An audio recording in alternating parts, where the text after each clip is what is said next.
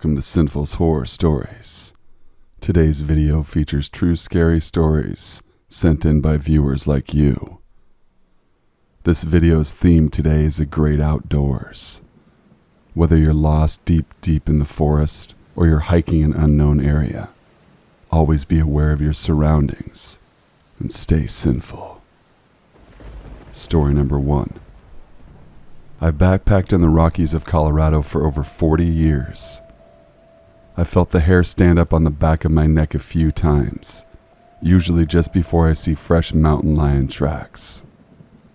By far the weirdest thing I've seen in the wilderness was back in the late 1970s not far from Crystal, Colorado. I was backpacking with 2 friends and we were camped on a ridge overlooking a wooded valley south and a little east of Crystal. It was not far from Treasury Mountain. Just before dark, my friends and I noticed a camp of approximately 8 to 10 people on the far side of the valley, about a mile or so as a crow flies. They had a blue tarp erected and were standing around it. Suddenly, they all seemed to realize we were looking at them, and they went under the blue tarp. I remember all 3 of us thought this was very eerie, since we were quite a ways away from them, and in trees. We didn't think they could have seen us. We didn't think much more about it until it was dark, probably around 10 p.m. or so. I looked across the valley and saw lights moving quickly up and down the valley. They appeared to be moving much more quickly than a person could walk, or even run through trees and over rough terrain. It was very, very weird. I remember one of the lights that came towards us seemed to be above the trees. It appeared to come about halfway across the valley towards us, then went out. We didn't hear anything, and it was absolutely quiet that night. None of us slept too soundly. I got out of my tent at first light, looked across the valley where the blue tarp was, and it was gone. Never did find out what those people were up to, but there were rumors around the area back then about cults and weird stuff happening. 2-legged critters creep me out way more than the 4-legged ones. Story number 2. I've gone hiking and camping alone since my childhood. I've had some interesting experiences, most of them being good ones. Some a little scary, but nothing that would keep me from going out alone. I'm comfortable in the wild. I welcome the wolf and I respect the bear. I have a healthy fear of cats, but really love the rare occasions I see one.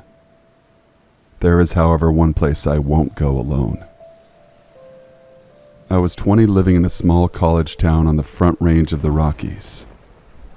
Went for a hike up the canyon west of town to enjoy a little solitude and Mother Nature. I spotted a nice rock formation protruding from the dense pines near the top of the canyon wall.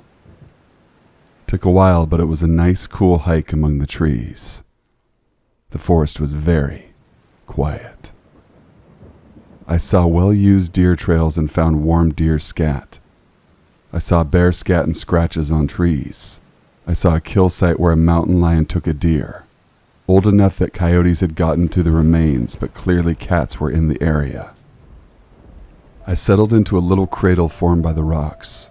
I had a cigarette and drink, planning to wait a while for the local fauna to forget my presence and go about its business. I couldn't get over this feeling of being watched. It seemed somehow different than the times I've been around large cats or bears. Played the waiting game for about 45 minutes, being completely still. I stared blankly into the woods, allowing my sense to be open to the smallest sign. Nothing, just eerie silence, and that feeling.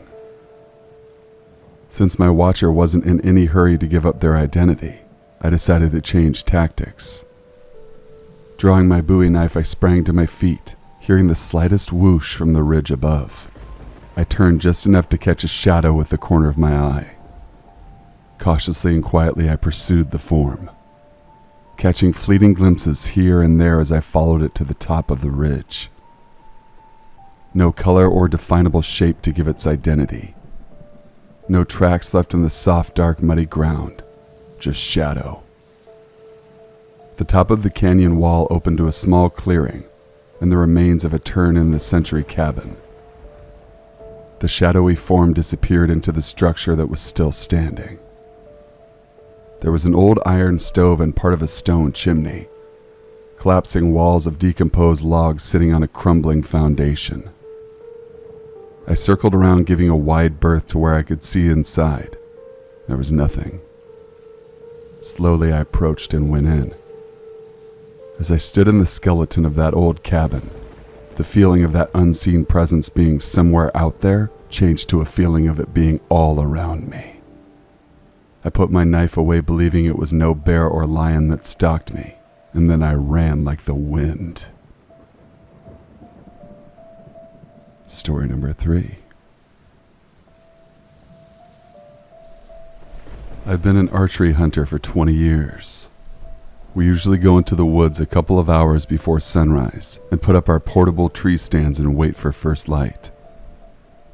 We had scouted a new site and marked stand trees with reflective markers since we usually hunted the morning hunt.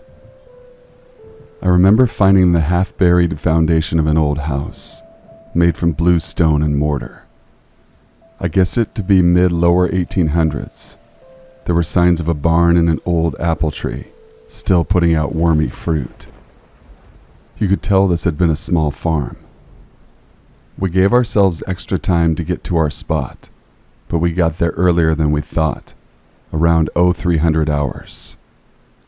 I put up my stand and sat in the mid-October coolness of the night, listening to the night sounds of the woods. I know the death screams of rabbits. I know the lonely calls of feral dogs and coyotes. I've heard most everything in the woods at night that swims, flies, or goes on 4 feet. I remember getting this slow unease creeping upon me. My sweat ran cold down my spine, and I began to look around, trying to identify what was making me so tense. My mind began to put form and shapes to every tree and clump of bushes. My heart rose into my throat. There were no animal sounds. The night was so still, and then the half moon came from behind the clouds. The sound started immediately. Behind my stand, about 20 yards out, it sounded like screams, but not ripped from anything human. It slowly moved through the woods, but not crashing or breaking sticks or rustling leaves. The screams slowly moved around me, coming from ground level, but nothing was visible, always just out of my sight or invisible. I was terrified to the point I could not move. I wanted to get down out of that stand and run away, anywhere but there. It was driving me mad. I had to get away. I wanted to jump the 20 feet to the ground and risk a broken leg just to get as far away as I could. The scream continued.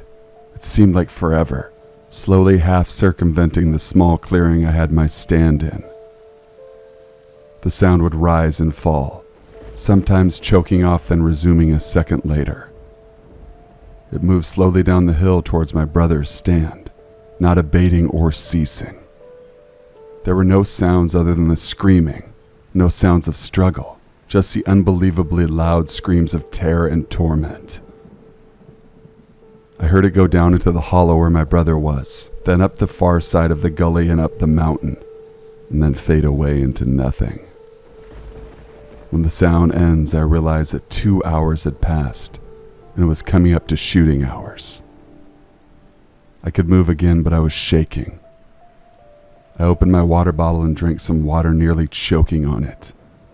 I waited, trying to calm down. Finally, I was calm enough to get down out of the tree stand. I waited with my gear ready to bolt. My brother came up from the bottom just as I was finishing. The sun was just poking over the horizon. It was still prime hunting hours, but he had heard it too. "What the hell was that?" he asked me. "I do not know, and I'm not hanging around to find out." I hefted the stand to my shoulder and started up the deer path that ran behind my stand tree. I told my brother, "It started just over there." That's when we noticed the 3 headstones from the farmer's family plot. We never hunted there again. Story number 4. January 28, 1959. 10 students from the Yuri Polytechnic Institute in Solomonsk, Russia, set out on an expedition into the Ural Mountains, specifically Orten Mountain. Igor Dyatlov, the expedition's leader, promised to return by February 12, 1959. One of the team members, Yuri Yudin, fell ill near Vizhaj, the last city before the base of the mountain. The other 9 went on never to return alive. Yudin awaited word from his friends. Dyatlov confided that may take longer than the estimated time, so when no word came from the group on the 12th, no one worried. When no word had come by February 20th, however, the families of the missing expeditionists demanded a search. On February 26, 1959, the report came back. The tent had been found with 2 gaping holes in the side, big enough for people to crawl through. It had been cut out from the inside. Evidence in the snow and tent indicated that the party had left in a great hurry and were either barefoot or in socks. All of them had been dressed in just their sleepwear. All of them had been running into the direction of the woods. 3 of the bodies were found closer to the camp, as if they were trying to return. They were identified and determined to have died of hypothermia. 2 more were discovered at the edge of the woods, also dead of hypothermia. One of the 5 had evidence of a skull fracture, but it was determined to be non-fatal. All of the bodies were noted as having an unnatural orange tan, and all of the hair turned gray. 4 remained unfound. The search continued for 2 months.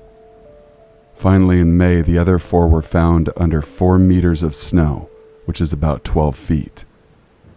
The autopsy determined that one of these 4 died of hypothermia. The other 3, however, had some rather traumatic internal injuries. One had a crushed skull. The other 2 had crushed ribs, and one of those still was missing her tongue. Much more to read. Just research the Dyatlov Pass incident. Story number 5. A couple of years ago in 2003, my friend Archie and his uncle Matt went for an overnight cruise on Matt's boat, which is a 20-foot power boat, big enough to have the sleeper on the front, along St. Mary's River, between Lake Superior and Lake Huron. Matt has his native status card, so the plan is to camp on one of the islands belonging to the reservation. The island they find Matt knows a little history on, in that it was given to the reserve about 40 years ago. All of the people who had cabins on this island pretty much had to pack up and leave. So they landed there around supper time, explore some of the cabins which were in varying states of decay, as they had not been touched since being vacated for the most part. Archie says the coolest thing he has ever seen was glass that has warped or sagged with age. There wasn't any empty food cans, fresh deer kills, etc., as in the stories here. They decide, instead of staying in the boat anchored on the shore, they'll just hang out in one of those old cabins. They find one quickly that has fared well and no basement to fall into. So they fire up a little propane barbecue out front, roll out the sleeping bags, and crack open some wobbly pops. After a good few, the sun has gone down and they are both getting ready to turn in. Archie looks out the rear window, and holy crap, there are other people camping here too. Archie recalls very clearly seeing 3 people sitting at a healthy bonfire, roughly 40 feet away near the cabin. Even the lawn between here and there is somewhat kept. Archie and Matt decide they better go say hello. They walk out the back door, into almost chest-high grass and complete darkness. No bonfire in sight. Thank you guys for watching and listening. Please be sure to leave a like, comment, share, and subscribe for future videos. Email your true scary stories to thesinfulsavant@gmail.com. And remember, if you're new to the channel, please leave a like on the video. It helps me get higher up in the rankings to share. Until we meet again, Happy New Year and stay sinful.